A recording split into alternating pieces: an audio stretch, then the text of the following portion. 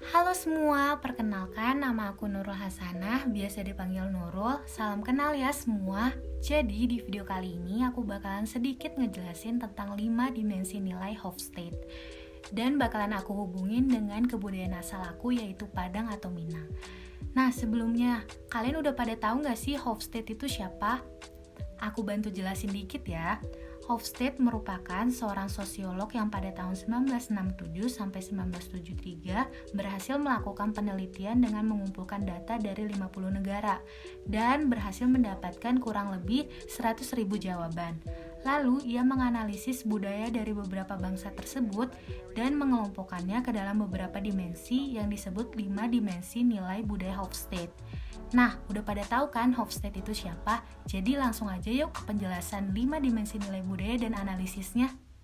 Individualism versus collectivism.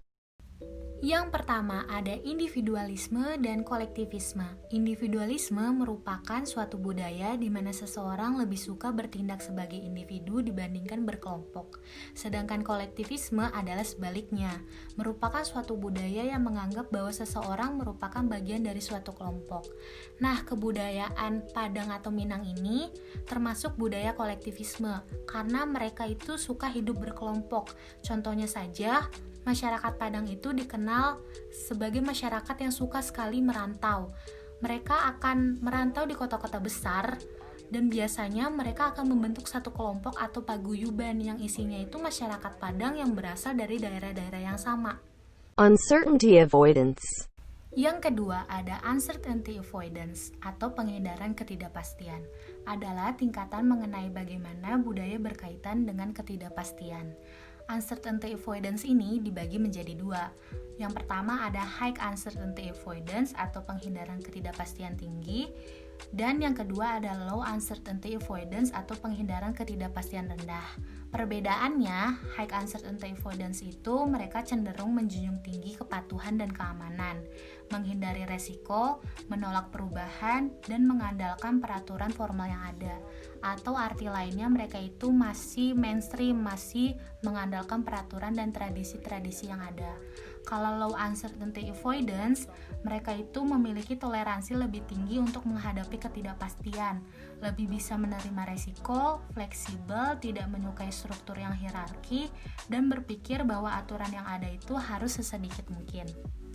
Nah, kebudayaan Padang atau Minang ini termasuk ke dalam budaya high uncertainty avoidance karena masyarakat Padang masih mengandalkan peraturan formal dan tradisi-tradisi yang ada.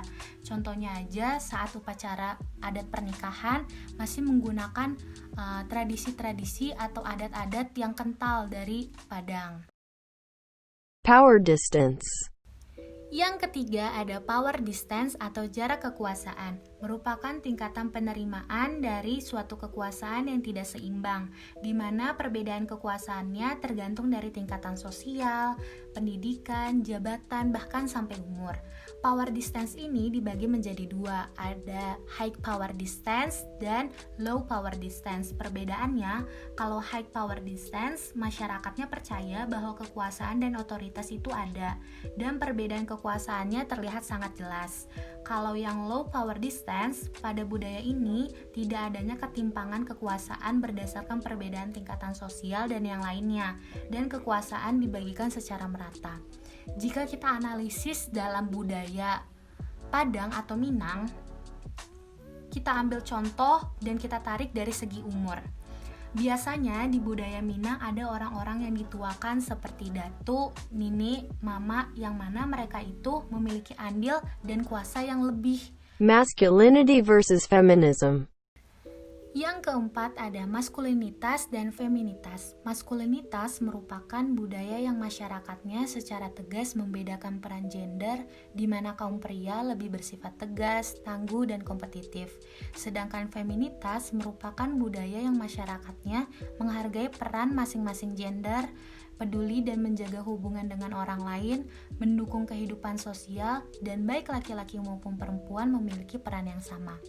Jika kita analisis dengan kebudayaan Padang atau Minang, Padang termasuk budaya feminitas karena Padang menganut sistem matrilineal yang artinya garis keturunan ditarik dari garis ibu, kekuasaan di dalam suku terletak di tangan ibu, dan hak-hak pusaka diwariskan kepada perempuan berdasarkan garis keturunan ibunya tadi, yang menunjukkan bahwa kedudukan perempuan yang sangat kuat atau dengan kata lain setara dengan laki-laki. Long-term orientation and short-term orientation. Nah, yang ditunggu-tunggu nih, dimensi terakhir atau dimensi kelima ada orientasi jangka panjang dan orientasi jangka pendek. Orientasi jangka panjang merupakan keadaan seseorang yang mana dia mengatasi persoalannya itu secara keseluruhan dengan memandang efek di masa depan dan menghargai ketekunan dan tradisi. Sedangkan orientasi jangka pendek merupakan keadaan seseorang yang cenderung mencari jalan pintas dan memandang persoalan secara parsial. Dan balik lagi nih, kalau kita analisis pada kebudayaan Padang atau Minang, Padang termasuk long term orientation atau orientasi jangka panjang karena sikap demokratis pada masyarakat yang masih menonjol yang disebabkan karena sistem pemerintahan yang terdiri dari banyak nagari yang otonom, di mana pengambilan keputusan itu biasanya harus berdasarkan pada musyawarah mufakat. Nah, itu dia 5 dimensi nilai budaya Hofstede. Semoga penjelasan aku tadi itu bisa membantu dan bisa bermanfaat buat kalian. Akhir kata, terima kasih buat teman-teman semua yang sudah meluangkan waktunya untuk menonton video aku. Sampai ketemu di video selanjutnya. Bye!